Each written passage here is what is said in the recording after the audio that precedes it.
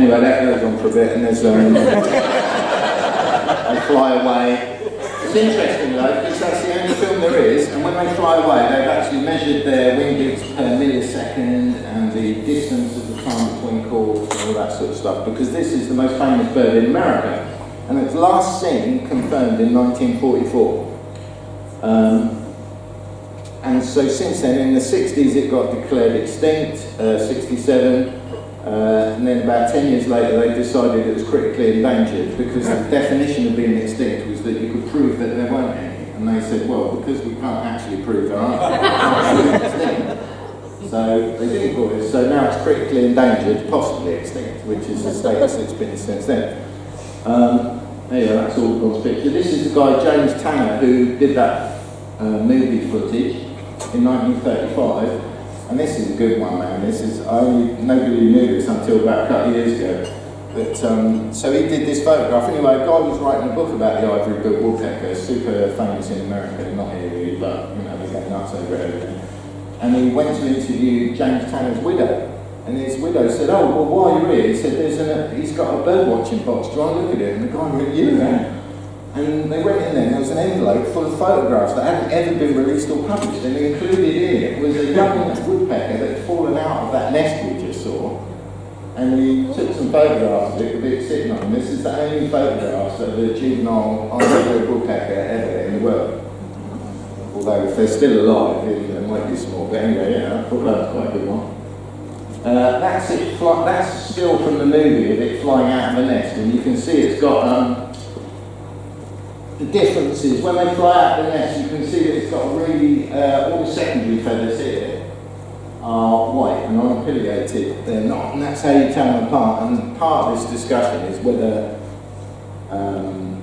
well, bird watchers can be believed, essentially, like what they say. It's like cheating. It's like cheating at golf. I don't know any bird watchers who lie about birds they've seen, because what's the point? You just don't do it, you know. This is an analysis after they thought they'd rediscovered it in 2004, and there's a video, which I'll get into in a minute, which is a bit insane. But this is a sound recording, and this is to show the sort of scientific lengths that they go to. In Cornell University, they've got a whole department working on this, about whether the ivory-billed woodpecker is still living, essentially. Because they've got a £27 million fund from the government to reserve for these hardwood and ancient sort of forests, to make them into reserves in case it is alive. But first of all, they've got to prove it is alive. So, you know, they've got a dog in the fight, as it were. So it's that positive bias thing, you know, because lots of people are going to earn their living and do lecture tours and write books about it and keep their jobs over it if it is still alive. And if it isn't, then they won't. So it's a bit weird, really, like to discuss the evidence. So at the top there's the pileated woodpecker. That's a similar species. They're about 4 inches shorter and wingspan. And you can, in the field when you're bird watching, you have diagnostics basically. So normally you only see a bird. These are especially shy and secretive as well, and they're really hard to see. Everyone has said that since the 1700s. If you get within 400 yards of them, they're off. You know, if they see a person, they just go. They're really, really shy.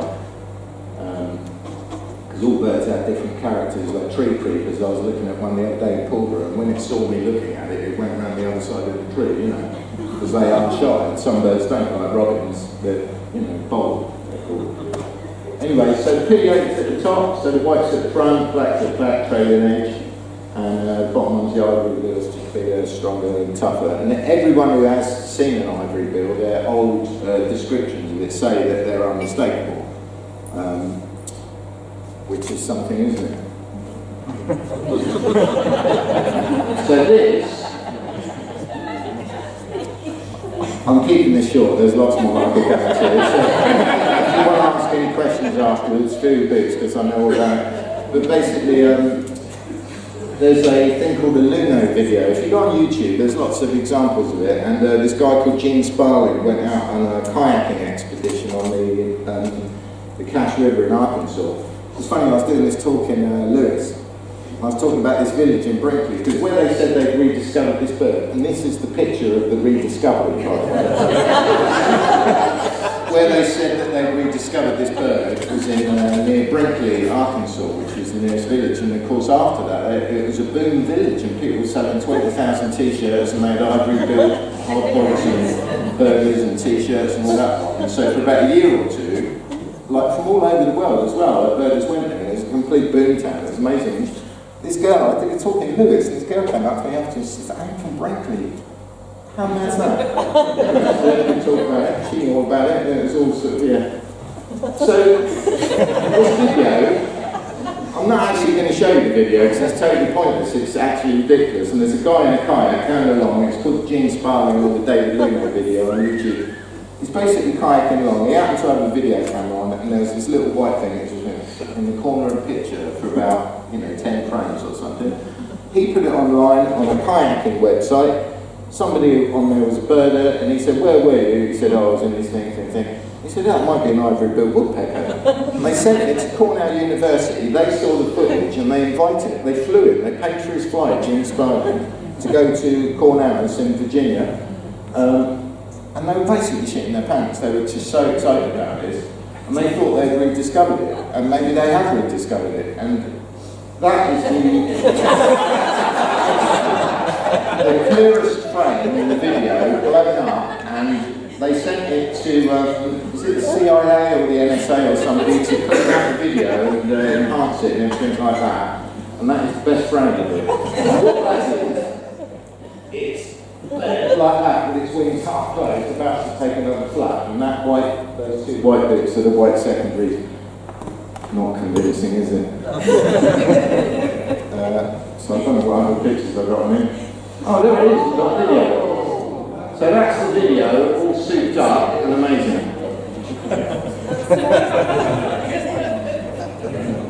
And I think there's some room for doubt. I mean, the only other thing it could be is affiliated. It literally could, because, birds are environmental, if you want to see a stone curlew, you have to go to a particular place in Norfolk, like everyone knows that. So the only thing it could be is affiliated or an ivory bill. But, yeah, I'm not massively convinced by that, personally. I'll just go back to the movie. If I click that again, does that play the movie? It should, yeah, it should be. No.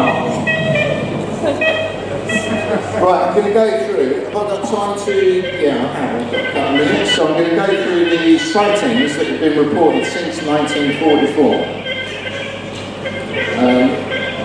So since 1944, 1950, Alan Cruikshank in Florida is an ornithologist, founder of the Merritt Island Wildlife Refuge, knew what he was on about, he said he saw one. 1952, in the Chippewa River, Florida, two birders found ivory bills in Cuba in 1948. Oh, also, there's a tiny colony of ivory bills in Cuba as well as that range there, and they saw them in 1948, and they said they saw them in Florida, so if they'd seen them before, you would imagine they knew what they were on about. Sam Grimes was an expert birder in America. He found the first ever cat egret nest there. He saw one in Tallahassee, Florida, 1955. Author of the Audubon Society's Encyclopedia of Birds said he saw one in 1955, but he kept it secret for 30 years because he didn't want the scorn of his colleagues, because it was already thought extinct. He didn't say anything about it. This is the author of the American Encyclopedia of Birds. Totally, definitely saw one, and he didn't say anything for 30 years. He only said everything in that video came out. 1948, 58 in Georgia as an ecologist, had a bird reserve, he saw one. 1968 there's a recording in Texas of the Kent call, that and that has now been confirmed by Cornell University as being definitely an ivory bill, so that's kind of it, isn't it? 1967, Curator Emeritus, North Carolina Museum of Natural History. 1969, it's in Polk County, Florida. So mainly they're in Florida and around the Cache and Pearl River and Arkansas, Mississippi border. They found a feather. The feather was DNA tested about 5 years ago. They kept it in the Smithsonian.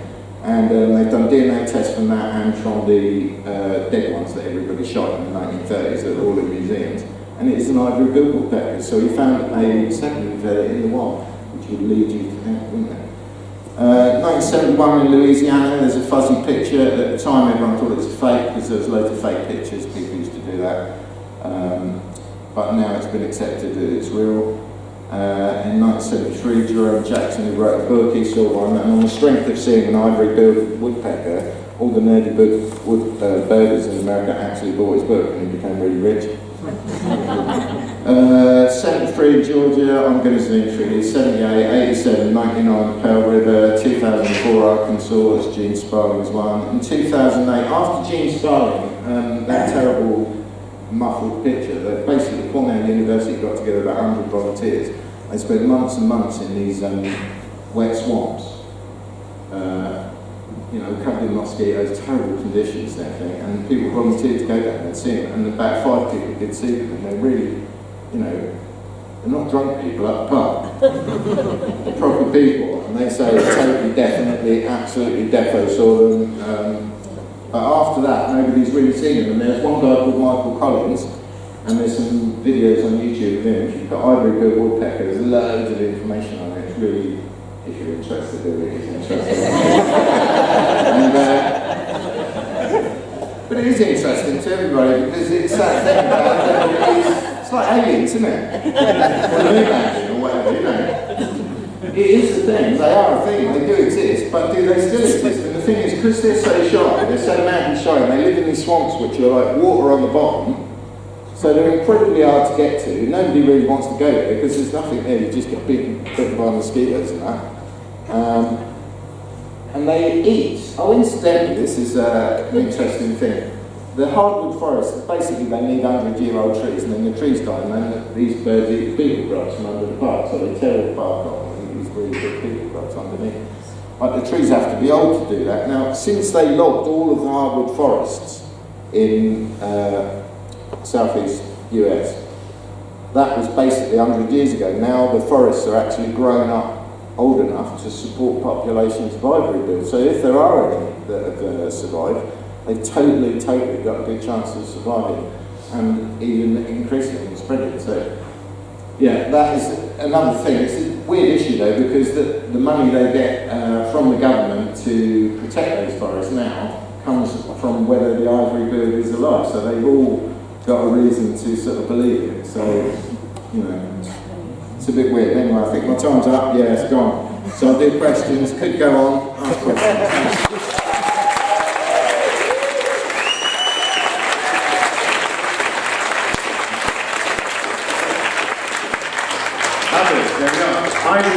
Amazing.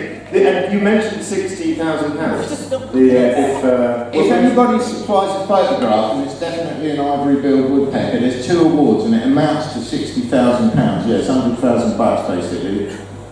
So if you ever go to Florida or anywhere in that region, bring your camera. And the quality doesn't have to be that good. It has to be provably an ivory-billed. That's the problem.